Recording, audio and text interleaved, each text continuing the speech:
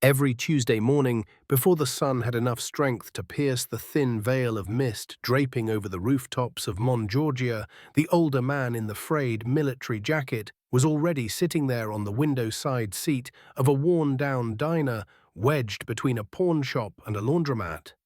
There was nothing special about the place. The coffee was always slightly bitter, the toast was often burned on the edges, and the TV behind the counter repeatedly looped the same local news.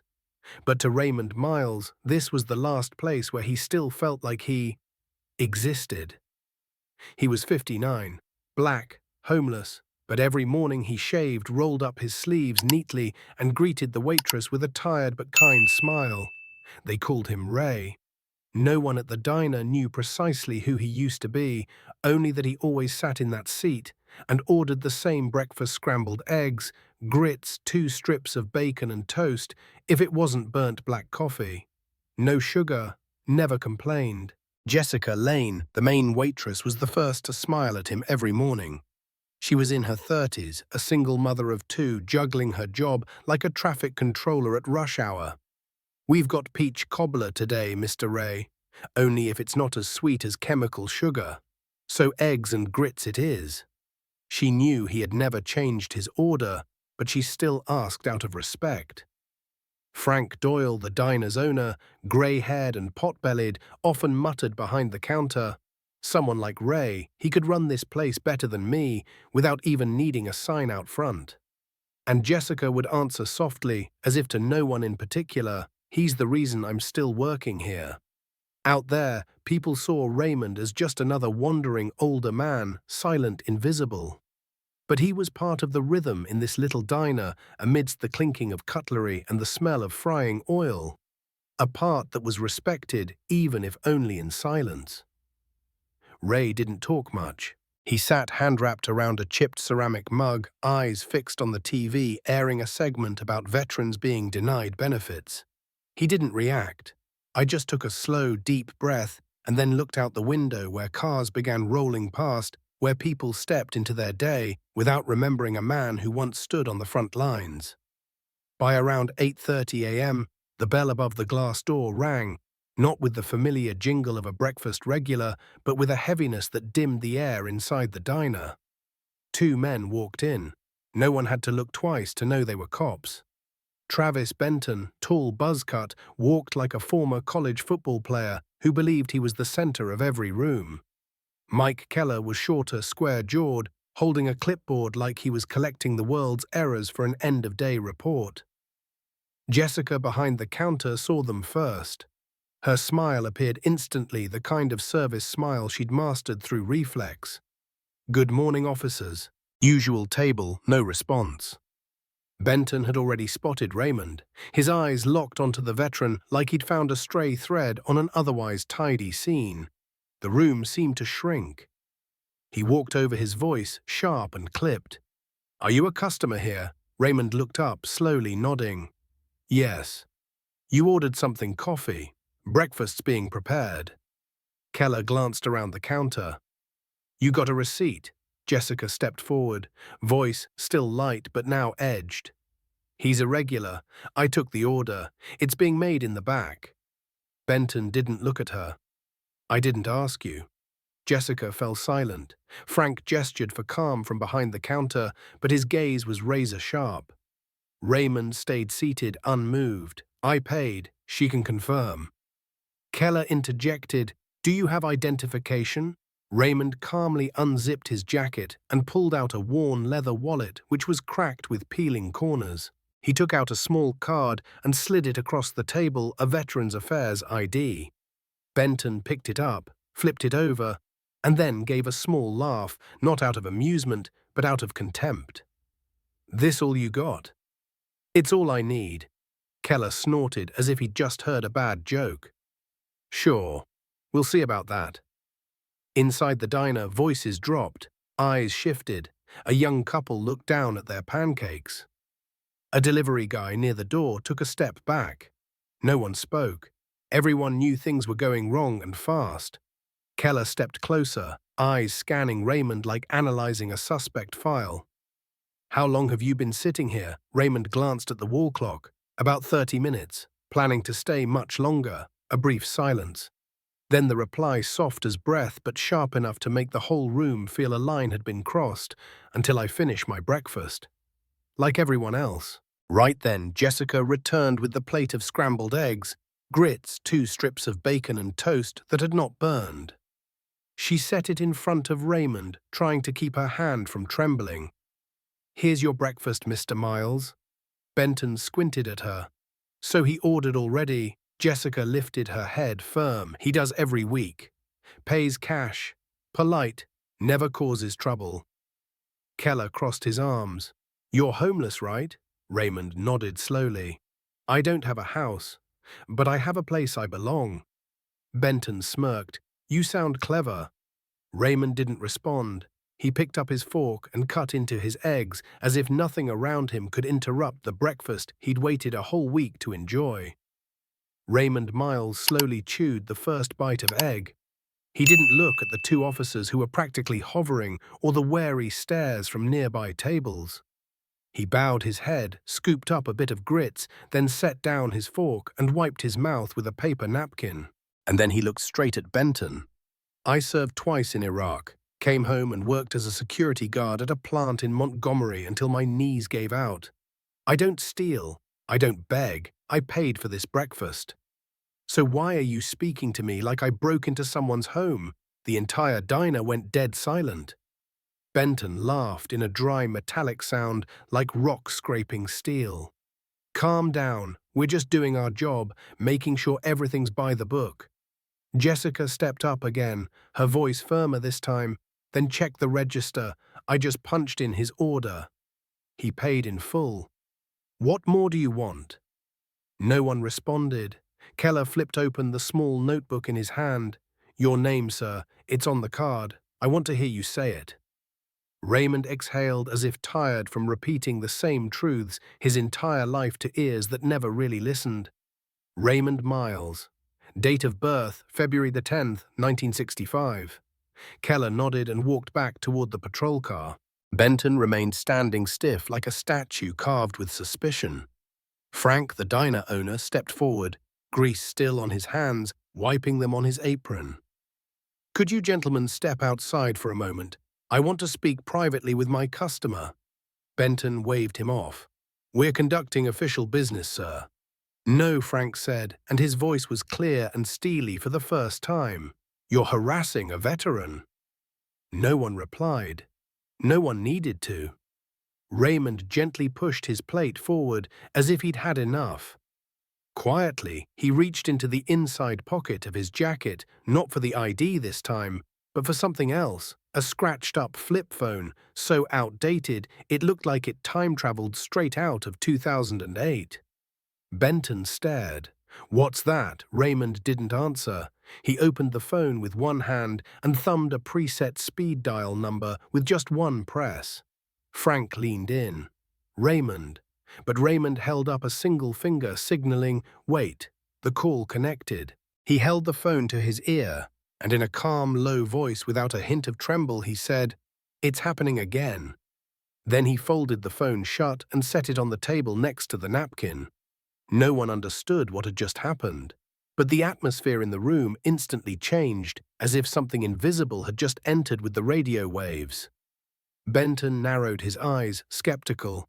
"Who did you just call?" Raymond didn't answer. He leaned back in his chair, arms crossed across his chest as if breakfast had just begun. "You say you're doing your job," Raymond said, voice even and steady like flowing water. "Now it's my turn." The air in the diner grew dense as stone. No one spoke, no one dared. Raymond Miles sat motionless like a boulder in the middle of a storm. Benton remained standing, hand resting on his belt where his handcuffs were clipped.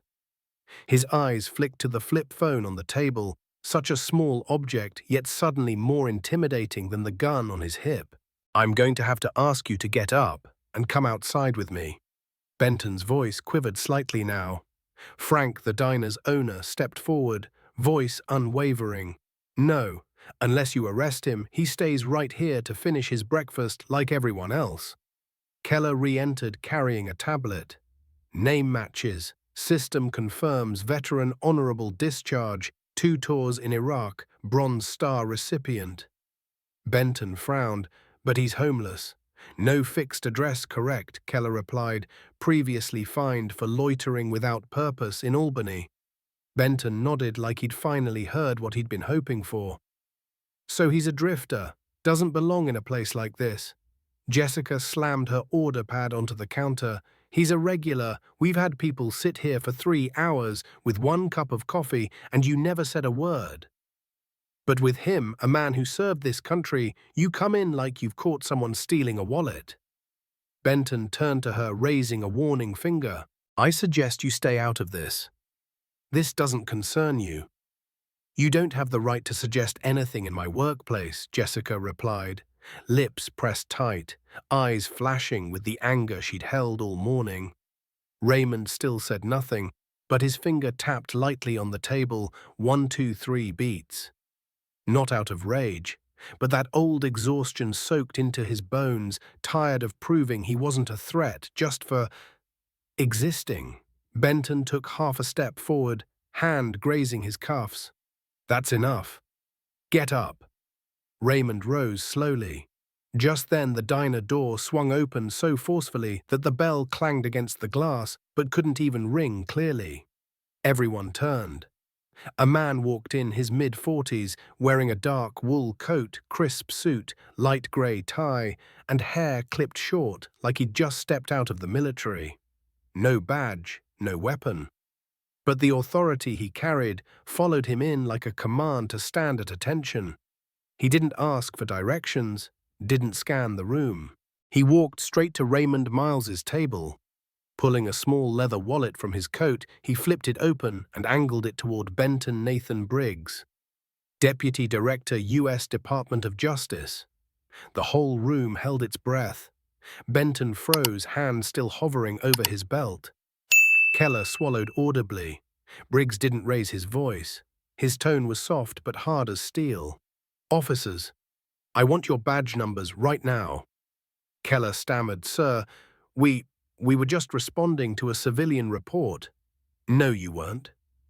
Briggs cut him off. I just heard the entire conversation over an open channel. You were recorded. You approached a citizen without cause, without complaint, without suspicious behavior. And more importantly, that citizen is an honorably discharged veteran. Benton scrambled to recover. Sir, you're not our direct superior. Briggs didn't blink. No, I'm initiating a federal investigation into your abuse of power. Raymond still stood calm, unmoved. Nothing on his face revealed surprise. Frank let out a long breath from deep in his chest, like a stone had finally lifted off his lungs. Jessica stood frozen, fingers clutching her order pad so tightly the veins on the back of her hands popped. Benton looked around the diner. Everyone was watching him. No one defended him. No one disguised their disgust. But the worst part for him was that Keller's chest-mounted camera, still recording, and the entire world was about to see. Briggs didn't sit down. He didn't need to. He stood beside Raymond, arms folded behind his back, eyes still fixed on the 2 officers, frozen like statues. I suggest you both step outside, right now. Benton and Keller exchanged glances, then slowly turned to leave. They didn't say a word. No apology, no explanation, just a quiet retreat like 2 children caught doing something wrong under a floodlight. The doorbell rang again. This time it sounded like relief. But inside the diner, no one laughed. The silence lingered dense and watchful. Raymond sat back down, not slowly, not quickly, just the way someone who had stood up for his dignity too many times would, who knew how to sit with calm resolve would. Briggs leaned slightly toward him and whispered, Are you all right? I didn't want to call you. I know, Briggs replied, his eyes never leaving Raymond. But you were right to do it. Jessica finally spoke. Wait, what just happened? Who is he? Raymond looked up with a smile as gentle as wind skimming across a still lake, an old friend. Frank, arms folded behind the counter, added, If your friend wears a DOJ badge, and can kick 2 cops out of my diner, then maybe the real question is, who are you? Briggs turned to Jessica and Frank, nodding politely. On behalf of the Department of Justice, I apologize for the disruption. I need a few private minutes with Mr. Miles. Frank nodded. Go ahead. Coffee's on the house. Raymond shook his head. Put it on my bill. I always pay. Jessica smiled. This time it was a genuine smile, not the forced kind she gave rude customers. Briggs sat across from Raymond, his tone shifting from the icy steel of an official to the grounded calm of an old comrade.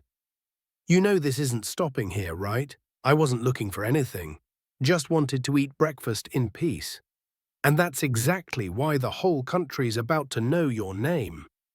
Raymond looked out the window through the foggy glass where the patrol car had already driven off. No one was left. It would have been a seemingly ordinary Tuesday morning if not for the camera on Keller's chest. 2 hours later, as sunlight rose past the rooftops of the nearby shops, Raymond was still sitting in the diner.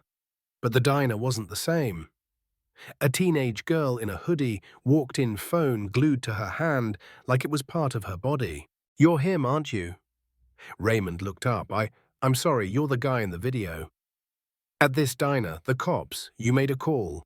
Then the DO guy came in. She held out her phone. The body cam video had leaked. It had been edited with background music and the words, "This is why we need accountability." Raymond appeared on the tiny screen at the exact moment he flipped open his phone and said, "It's happening again."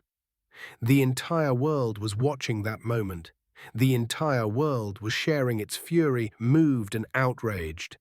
That video got over 400,000 views in just 2 hours. On Twitter, Reddit, TikTok, everyone's calling you the silent hero. Raymond blinked. I'm not a hero. The girl smiled gently and sincerely, but this time, you're not invisible anymore. Then she turned and walked out. No photo, no autograph, just one sentence that left Raymond frozen. Thank you for not staying silent. Jessica approached and placed a hot cup of coffee in front of him. She's right. You're going viral. Even journalists from Savannah are asking me about you. Raymond stayed silent. He looked down at the veteran ID card, still lying beside his napkin, a card that once couldn't get him a job home or even a thank you, but now it had become the center of a national conversation. Raymond Miles still sat in the same spot, by the misted window, quietly sipping coffee, his third cup since morning. He didn't check his phone, didn't read comments, didn't use social media. He watched the children running past the window, the late commuters, the line of cars on the street, as if the world was still there every day. But it wasn't anymore. Online, a ripple had become a national storm. A black and white photo posted by an anonymous account, 3 men in dusty military uniforms in the Iraqi desert, surfaced. Raymond's face, nearly 20 years younger, was visible. Beside him were 2 other soldiers, rifles slung, their eyes tired but burning with an unbreakable belief. The caption read, Operative Raymond Miles, Task Force Wolfhound 2006. 3 hours later, Task Force Wolfhound topped national search trends. People online weren't just watching the clip anymore. They were digging, researching, connecting. A veteran in Texas shared a commendation letter heavily redacted, addressed directly to Raymond. Another recounted a 2007 rescue, a group of hostages freed from a terrorist cell in Fallujah by a black man who never gave his name. One tweet featured the letter and photo with the caption, "He's not homeless. He's the reason many of us are still alive." Within less than 24 hours, Raymond Miles was no longer the man humiliated at a diner. He had become a symbol of long-buried injustice. Inside the diner, Raymond didn't know any of that. He flipped through the local paper, which still hadn't mentioned his name. Maybe tomorrow, or maybe never.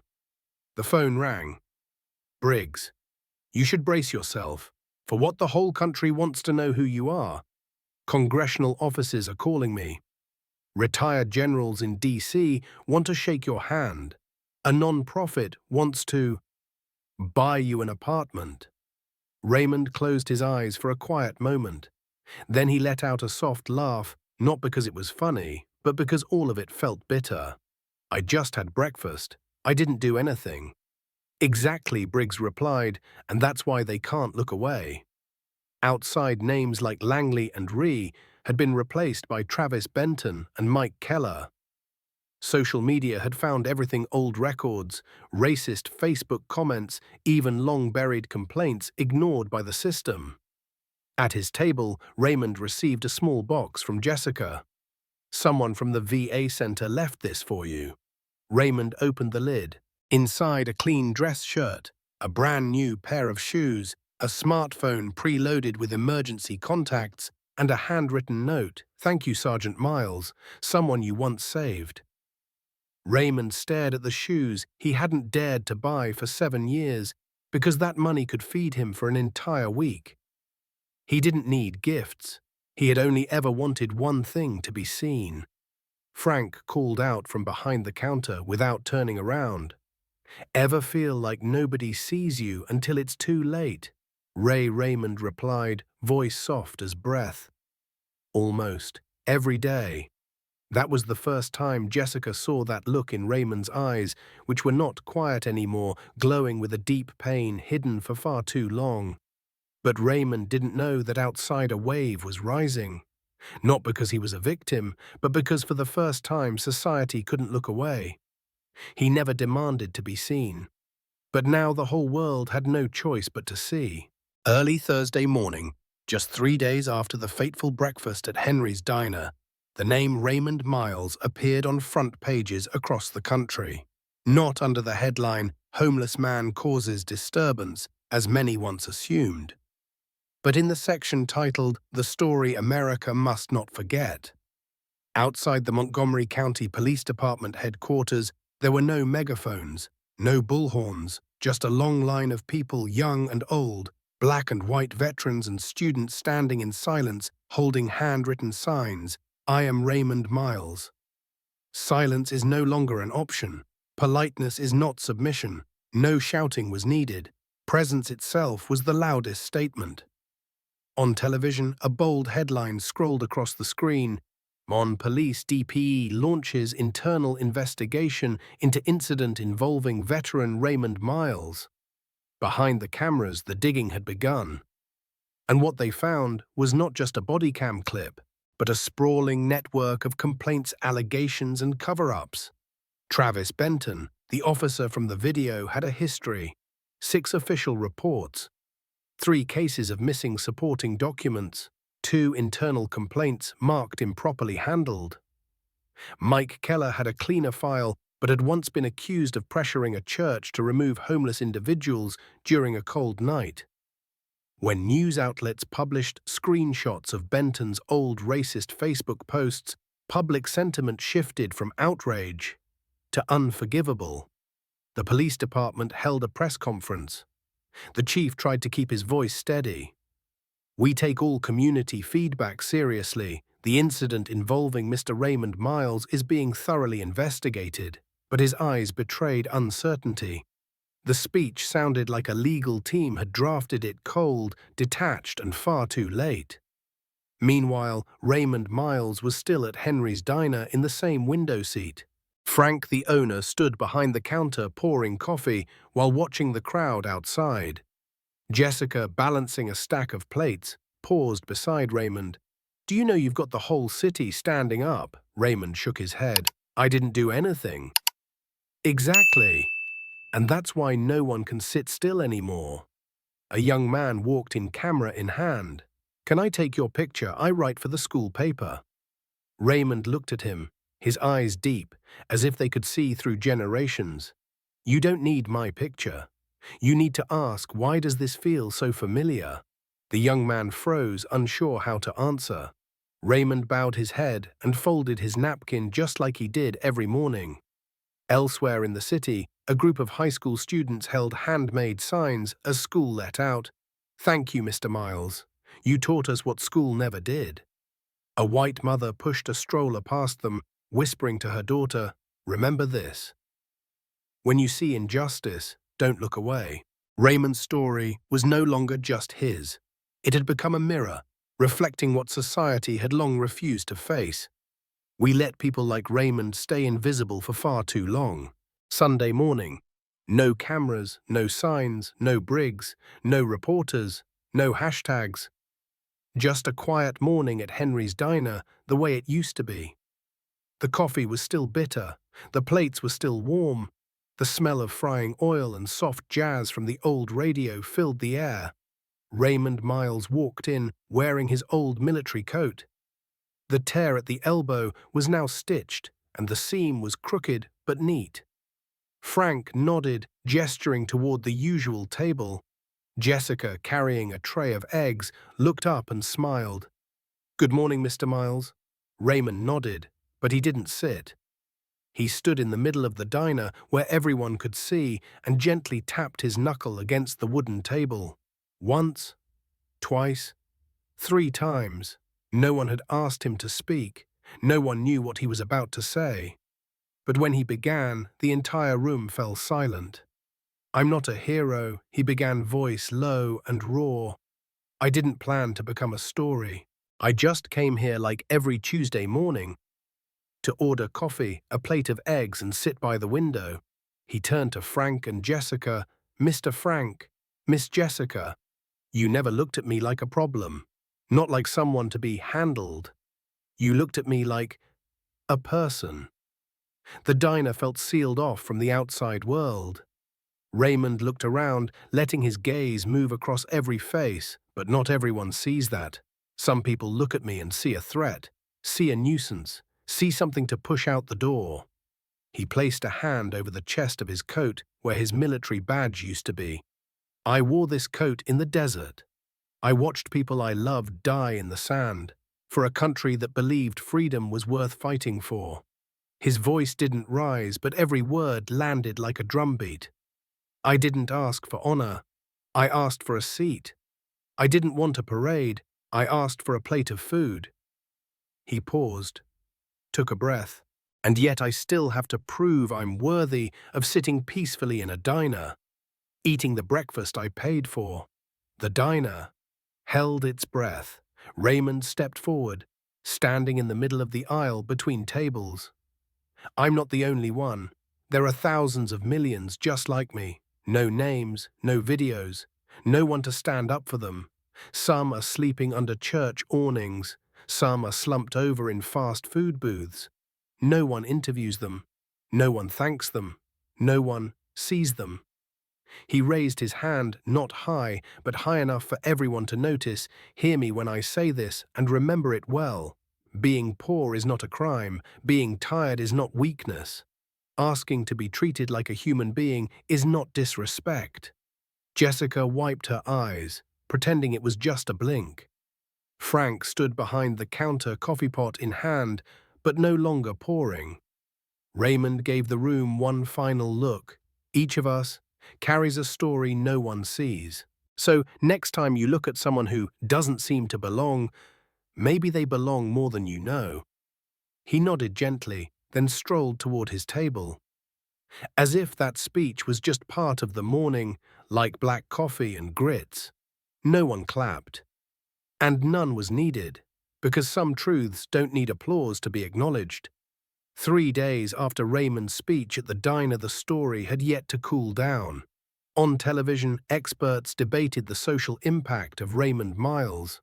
On TikTok, dozens of reaction videos featured clips from the body cam footage. Some schools even held discussions titled "Veterans' Rights" and "The Subtle Face of Prejudice." But Raymond Miles didn't turn on the TV in a small room at a temporary veterans shelter. He didn't scroll through social media, didn't check his email, didn't accept any interview requests. He folded his old military jacket and placed it into a faded cloth bag. His new shoes remained unworn. Briggs called. "Ray, have you heard? A few congressmen are preparing to name you in a federal resolution for veterans' rights." "I don't need politics. It's not about politics. It's about the system." They're changing because of you, not because of me. Raymond replied, voice lower than usual, because of people like me, people they've ignored for decades. Briggs went quiet for a moment. A non-profit wants to gift you a house. A network wants to make a documentary. A publisher wants you to write a memoir. I just want a peaceful morning. That evening, Raymond sat on the bench outside the shelter, half-lit cigarette in hand. He didn't smoke it, just held it. A little girl, maybe 7, walked by with her mother and recognized him from TV. She waved. "Thank you for standing up." Raymond smiled and nodded, but in his eyes, there was a quietness no child could understand. The next morning, a white truck parked outside the shelter. 2 men in suits stepped out holding a large envelope. Raymond accepted the letter. "Dear Mr. Raymond Miles, on behalf of the U.S. Department of Veterans Affairs, we offer our deepest apologies for your suffering. Enclosed is an emergency support package, including long-term housing lease, priority medical care, dedicated mental health and counseling services." Raymond read every word. His hands didn't tremble, but his eyes drifted to the memory of those who never lived to receive a letter like this. "I didn't ask for this," he said softly. One of the men replied, "No, sir, but you deserve it, and you've made it impossible for them to keep turning away."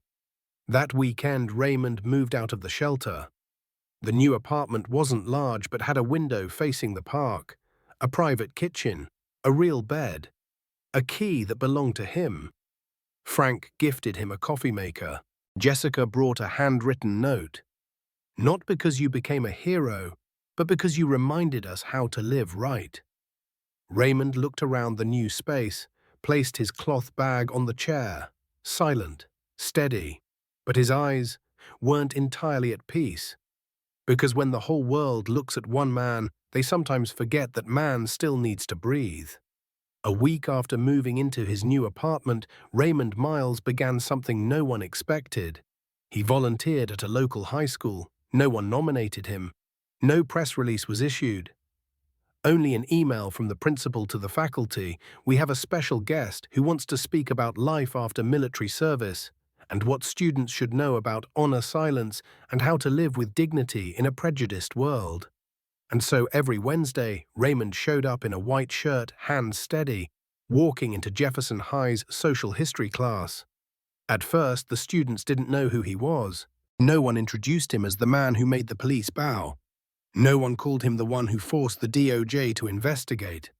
No slideshow, no title screen, just a black man with a steady voice and eyes that had seen places no one wanted to remember. "My name is Raymond, but you can call me Mr. Miles. I'm not here to teach you how to be heroes. I'm here to ask you, when you witness something wrong, will you stand up or walk past it with your head down?" The kids started listening, not because he was loud, but because he didn't have to shout to be respected. His presence alone carried a weight that gave silence meaning. After his 3rd visit, a student named Malik, often bullied for wearing hand-me-down clothes, finally stood up to a cruel joke. After the 5th, a group of black girls formed a silent forum every Friday, a space for those who had long felt invisible to speak finally. And after the 7th, the principal told the parents during a school meeting, "There are lessons that don't exist in the curriculum." We're lucky to have someone like him. Raymond stopped responding to the media, stopped appearing on TV, refused payment from any organization. He kept doing what he had chosen, showing up. One day, Jessica, the waitress from Henry's, visited the school. She came quietly, told no one. She stood at the door, watching Raymond sit beside a student whose father was imprisoned. After class, she walked over and smiled. "You've changed a lot of people, you know." Raymond shook his head. "I didn't change them. I just reminded them of something they'd forgotten, how to listen." She nodded. "I'm going to tell my daughter about you." Raymond smiled soft, like steam rising from a coffee cup. "Don't tell her about me. Tell her how people ought to treat one another." The story of Raymond Miles gradually faded from the headlines. The internet found new heroes. The hashtag cooled down. But at Henry's diner, the seat by the window remained empty, not because Raymond needed a place to sit, but everyone must remember that someone once sat there and made an entire society look at itself. A small wooden plaque was quietly fastened to the wall behind that seat. Sometimes standing up doesn't mean shouting. It means sitting down in the right place at the right time and not moving.